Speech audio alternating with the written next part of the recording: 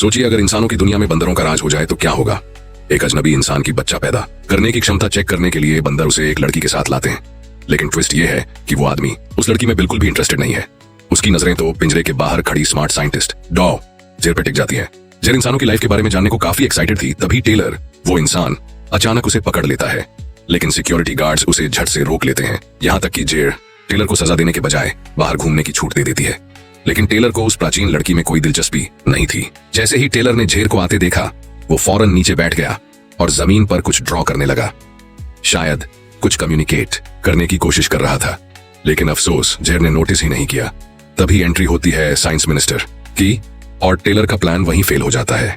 इसी दौरान एक और इंसान ने जमीन पर बनी उसकी ड्राइंग मिटा दी, जिससे टेलर का गुस्सा 7वें आसमान पर पहुंच गया और माहौल टोटली टेंशन में बदल गया।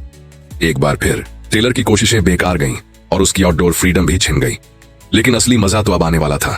टेलर को जैसे ही वापस सेल में डाला गया, साइंस मिनिस्टर ने जमीन पर उसकी ड्राइंग के कुछ निशान देख टिमिस, लेकिन वो हैरान होने के बजाय अपनी छड़ी से सब मिटा देते हैं। टेलर तो पूरी तरह टूट चुका था। लेकिन तभी जेर उसके पीछे पीछे सेल में आ जाती है।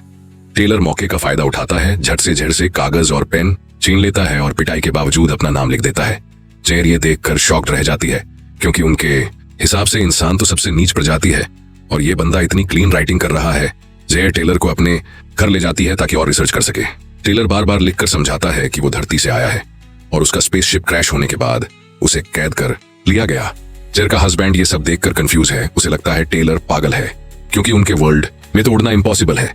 लेकिन टेलर ने फटाफट एक कागज फाड़ा, उसे पेपर प्लेन बनाया और हवा में उड़ा दिया। सीधा उनके साइंस को चैलेंज कर दिया।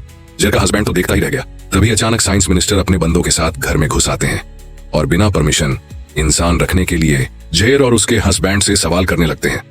जैसे ही उनकी नजर टेलर के पेपर प्लेन पर पड़ती है, वो भड़क जाते हैं और टेलर को जबरदस्ती ले जाने का ऑर्डर दे देते हैं। अब क्या टेलर अपनी सच्चाई साबित कर पाएगा? ये आगे की कहानी पार्ट 2 के लिए अभी सब्सक्राइब करें।